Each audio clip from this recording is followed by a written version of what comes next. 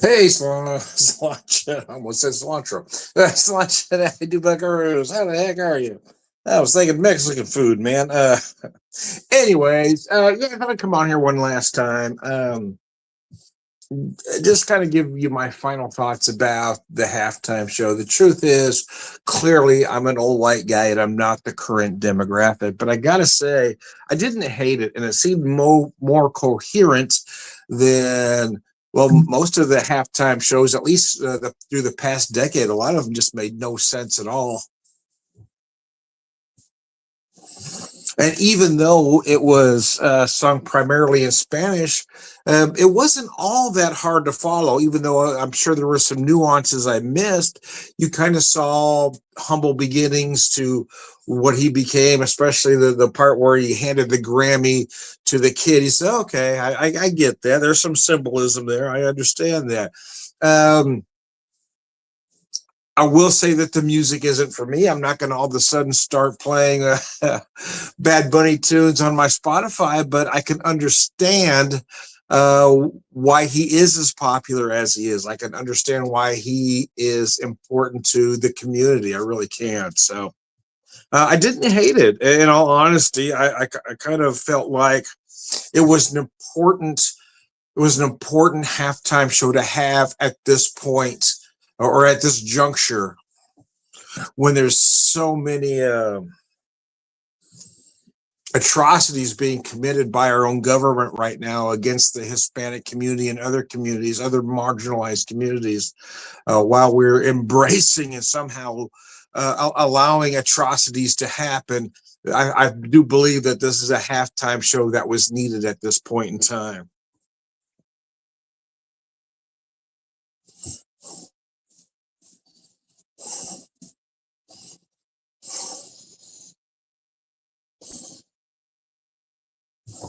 Put this down here.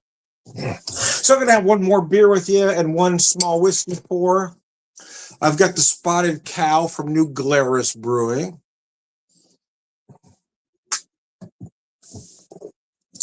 Described as a farmhouse style.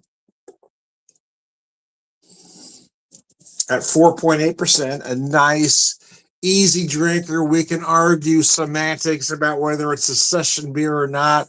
At 4.8% for me, at under 5%, it clearly is.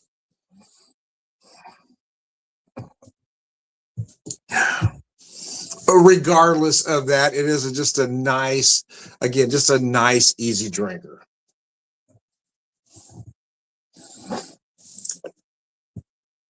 So yes, with all the controversy surrounding this halftime show, what he'll sing, what he might wear, and watching the extreme far right, watching their heads explode about the possibility of certain things that might happen, that didn't happen for that matter. I found that most interesting, that they were getting upset about something that didn't happen. uh, So no, I'm not going to run out and buy Bad Bunny music. I'm not going to all of a sudden start streaming it on my various services. But again, I can understand his popularity.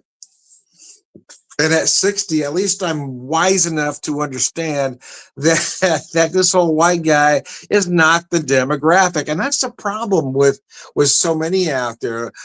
There's a lot of folks my age. I overhear conversations all the time at work from old white guys. They don't understand why this is happening. Well, you're not the demographic. You might think you are the NFL's demographic, but you're not anymore.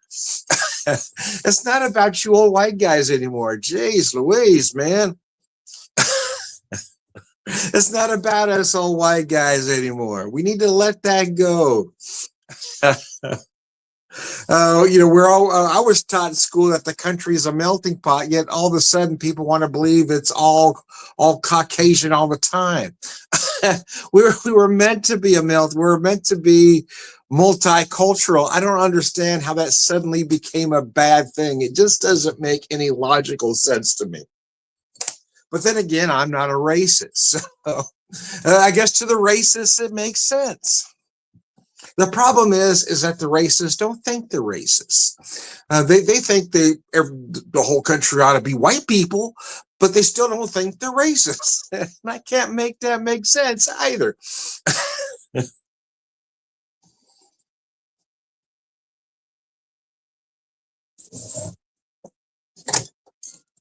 What whiskey did I pour? Good question. Thank you for asking. I appreciate that.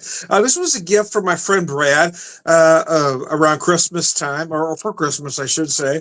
But this is the Basil Hayden Kentucky Straight Bourbon Whiskey. This is an 80 proof, very easy drinker. There was a time I really loved Basil Hayden's, and I won't say I hate it now. Don't get me wrong, and I appreciate the gift because it is very enjoyable whiskey. It is very subtle. It's like I described Buffalo Trace as well. I think they're great starter bourbons. They're great introductory bourbons because they're very easy to drink. They're put together extremely well. And they're very subtle, so there's nothing harsh about them. But I don't know if there's anything really distinguishable about either whiskey either. And usually that's why folks really, I had a friend, I don't want to mention his name here, but when he first started drinking bourbon, Buffalo Trace is what he gravitated to. And my early conversations with him was how much he loved that whiskey. It was incredible. But then he got to the point where it just felt like it was light. I said, well, now try this. I'm going to give you an introductory traditional bourbon that uses rye as a secondary. You got the wheated there. It's very soft. It's a little sweet. But now, how about if you try this? And so he did, and then he tried this, and then he came to where I worked and asked for a bourbon on the rocks pour, my choice. So I gave him one, and he really loved it. He says, Tom, what was that? And I said, well, that's the Maker's 46. So it is a traditional bourbon that uses rye as a secondary, but it also adds French oak staves, which adds a little bit of vanilla, a little bit more dimension. And he really loved that. He said, well, after drinking that, I'm having a hard time going back to my Buffalo Trace. And I feel like that's kind of what Basil Hayden's is. Basil Hayden is a good introductory bourbon. It's done extremely well.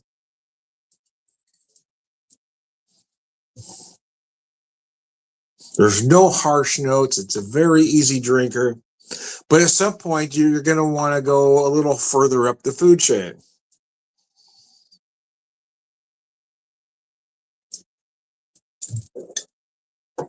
But what a lot of bourbon drinkers don't want to tell you, especially those parasites that want to sell you products on the secondary market, big names don't necessarily make a better bourbon.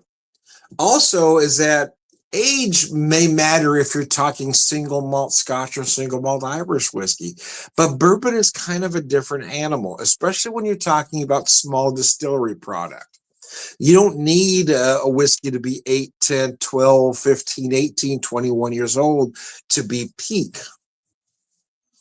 Sometimes some bourbons really hit their best maturity at about 8 years old.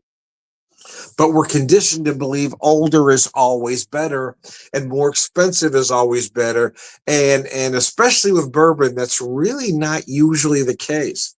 Someone can show me their favorite $200 bourbon, and I can walk to the shelf at any liquor store in my neighborhood, and I'll find you $100 whiskey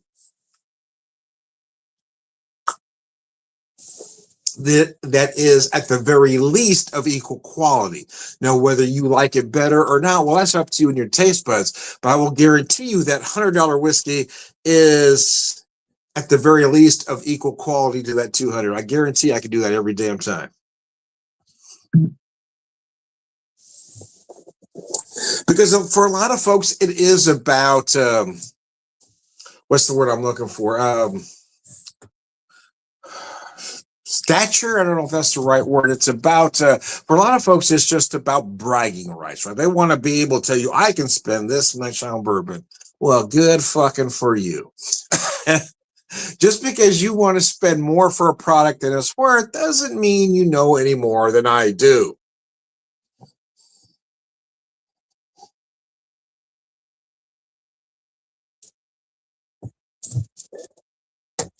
Oh, mercy. So anyway, back to the halftime show. Sometimes I get off track here.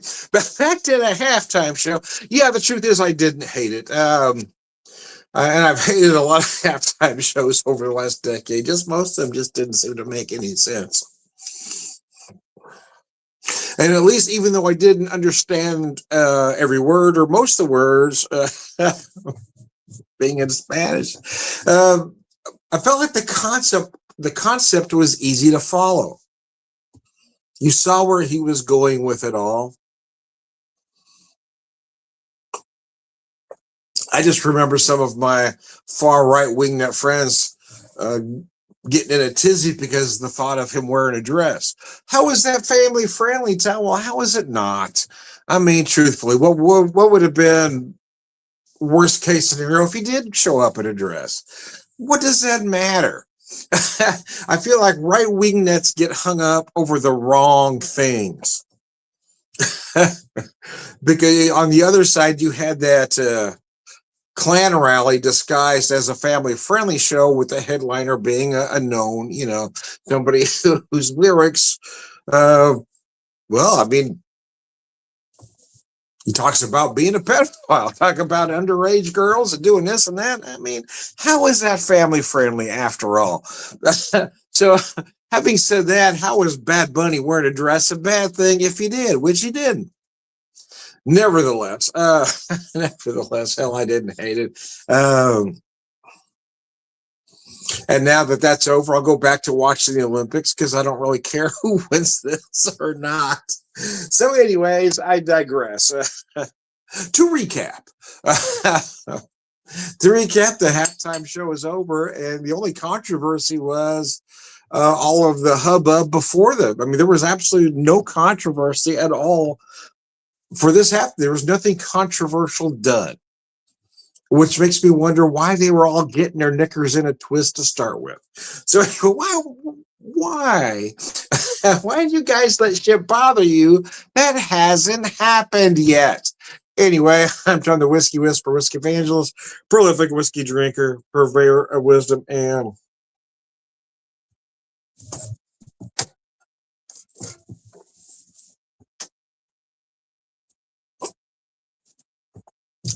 biscuits and gravy. I'm also Tom the Beer Whisperer, Evangelist, prolific drinker, purveyor of wisdom.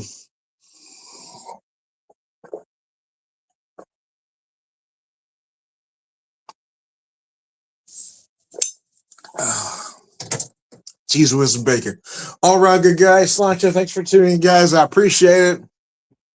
Enjoy the rest of the game or don't. I don't care.